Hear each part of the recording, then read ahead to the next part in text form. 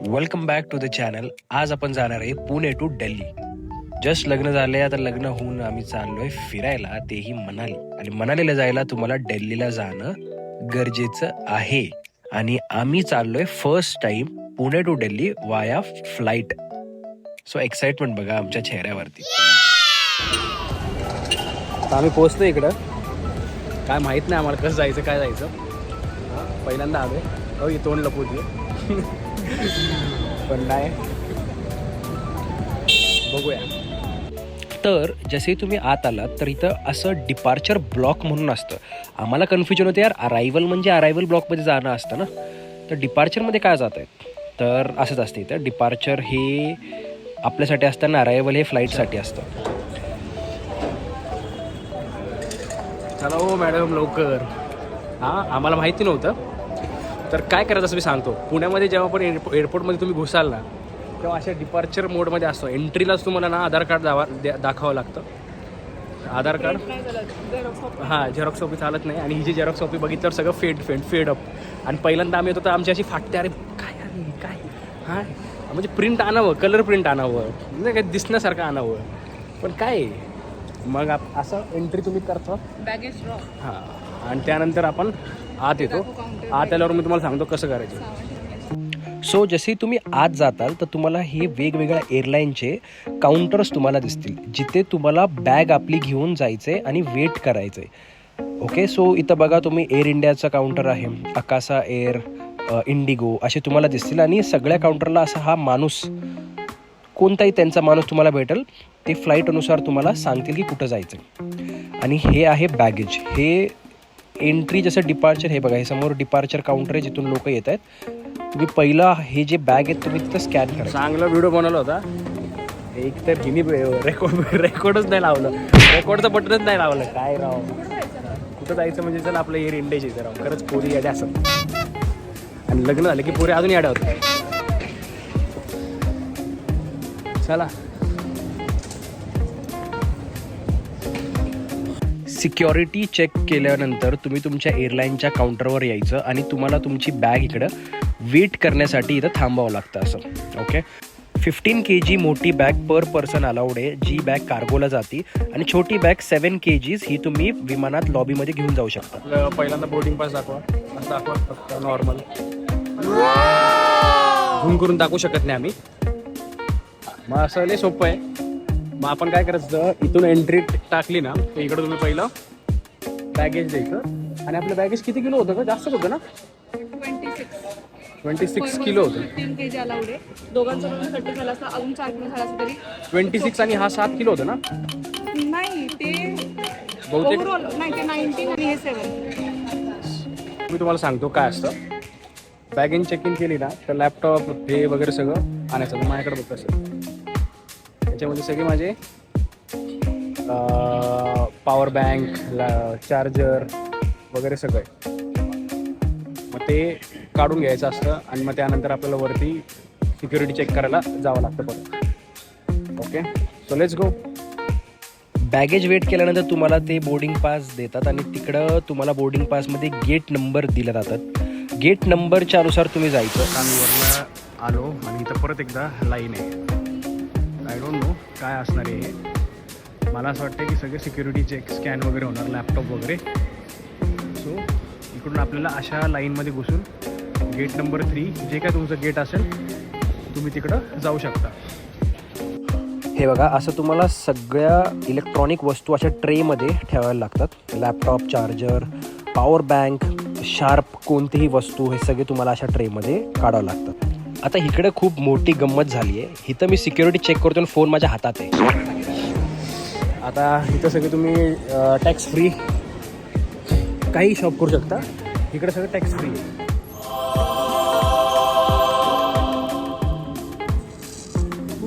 Boarding पासमध्ये तुम्हाला तुमचा gate number लिहिला असतो. तिकडे जाऊन बसायचं. लवकर आलात तर तुम्हाला असं वेट करावं लागतं इकडे. आम्ही 1 तास पहिलंच आलो होतो. सगळ्या प्रोसेसला कमीत कमी अर्धा तास लागतो. तर तुम्ही 1-1.5 तास पहिल्याच या एअरपोर्टला. Let's board.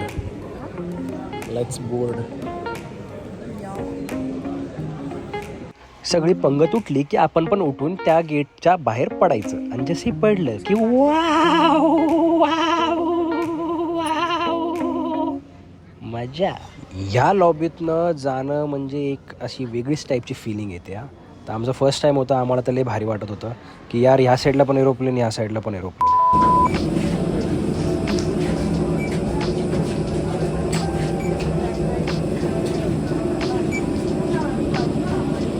असं प्रॉपर चेक करून ते तुमच्या बोर्डिंग पासमध्ये स्कॅन असतो, ते स्कॅन करून तुम्ही पुढं जातात. हे आहे विमानाचा दरवाजा. त्या लॉबीतनं तुम्ही डिरेक्ट ह्या विमानाच्या दरवाजाकडे जाता आणि गेल्याच तुम्ही एअर हॉस्टेसला बघता. आता ते न बघता पुढं जावा आणि मी जे काय बोलतोय ते ऐका.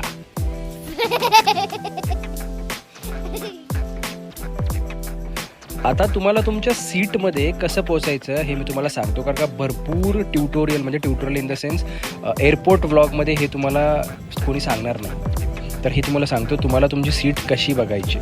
ओके, सो जशी तुम्ही आत आलात तर वर तुम्हाला असं ABC आणि नंबर लिहिला असो 16, आणि हाच 16 ABC जे काय असेल हे तुमच्या बोर्डिंग पासमध्ये लिहिलेला असो. सीट बघा 16A आणि गेट नंबर 3.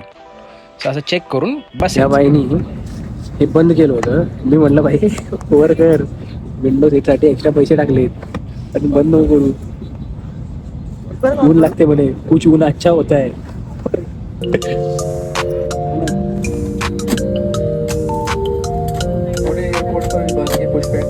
टेकऑफ के दौरान विमान के 10,000 फीट के नीचे उड़ान भरते हुए तस्वीरें.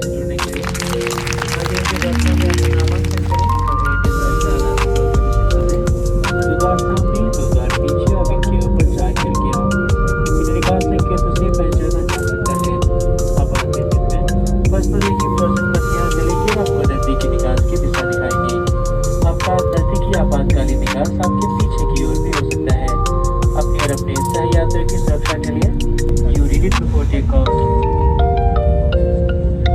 इकॉनमी और प्रीमियम इकॉनमी क्लास में लाइन. खरं सांगायचं तर आजही आपल्या देशात खूप लोकांचं एक स्वप्न असतं, आयुष्यात एकदा तरी विमानात बसायचं.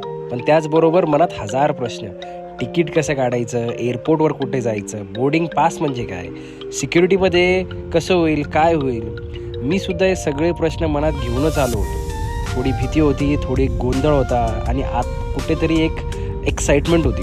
पण विश्वास ठेवा, एकदा आत पाऊल ठेवलं की सगळं सोपं वाटायला लागतं बरं का. लोक मदत करतात, प्रोसेस समजते आणि ते स्वप्न हळूहळू सत्यात उतरायला लागतं.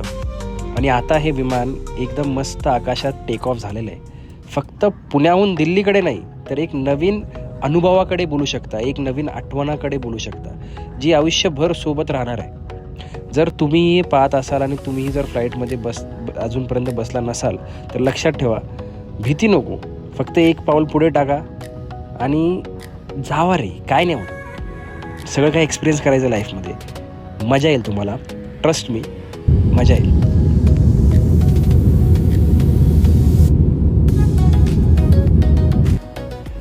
अँड येस, जेवण इकडे फ्रीमध्ये असतं. फ्री म्हणजे आपले तिकीट कॉस्ट अराऊंड आय थिंक 5,000च्या वर असेल तर मोस्टली तुम्हाला तुमचं जेवण या breakfast depend upon flight times हे तुम्हाला फ्रीमध्ये दिलं जातं. वॉटर बॉटलसुद्धा फ्रीमध्ये असते, तर तुम्ही बिंदास मागू शकता. ठीक आहे, माझ्यासोबत तेच झालं होतं. मागच्या पॅसेंजरनी वॉटर बॉटल मागितली होती, तर मला वाटलं की माईट बी पेड असेल, तर मी घेतली वॉटर बॉटल, पण इट वॉज फ्री.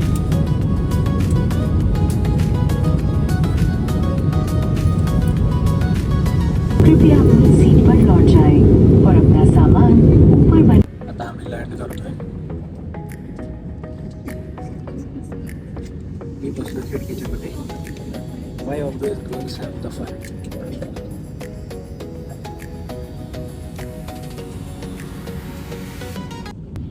सो आता आपण दिल्लीला लँड झालेलो आहे. तर इथं बघू शकता फॉग. माईट बी हे पॉल्युशनमुळे असेल, पण येस दिल्ली थोडी पॉल्युटेड आहे. सो आता नेक्स्ट आहे की तुमचं डिपार्चरमध्ये तुम्ही तुमचे बॅगेजेस कसे घेऊ शकता जे तुम्ही फ्लाईटमध्ये ठेवलेत. सो एक्झिट कसं घ्यायचं हे मी तुम्हाला सांगतो.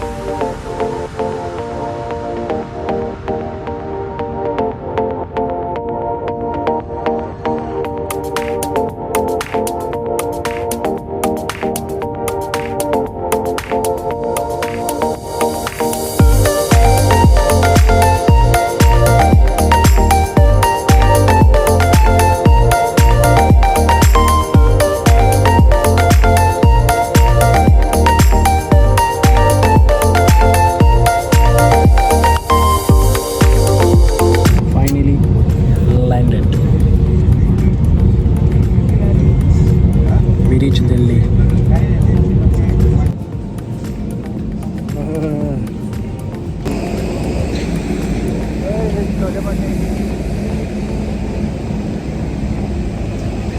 हो फायनली पोचलो.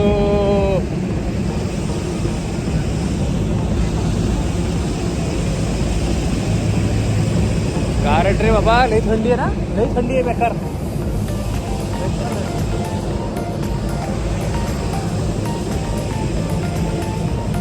चला ही फुल झाली बस आहे आय थिंक. मागची बसू पोचलो.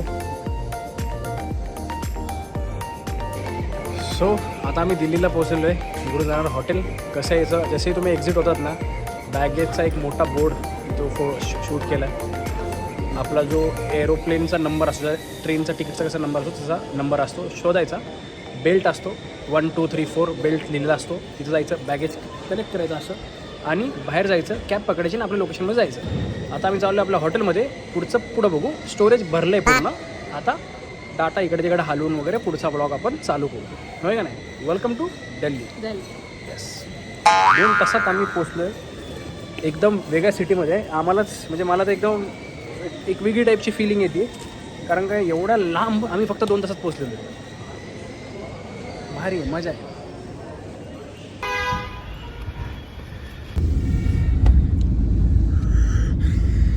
अशाप्रमाणे आपण कॅब घेतलेली आहे. आता आपण चाललो आपल्या हॉटेलमध्ये. 15 किलोमीटर आहे आपल्या इथून का 7-7.5 किलोमीटर दाखवतो, पण टर्मिनल 3 पासून 15 किलोमीटर म्हणतात कॅबवाले. 600 रुपये घेतलेत आमच्याकडून. तेवढं झालं. ओला उबेर मी बघतोय, ओला उबेर पण 600, 700, 720, 750 असे. ठीक आहे ना भाई. काय ठीक आहे. 7 किलोमीटरला 1500 किती 500-700 रुपये.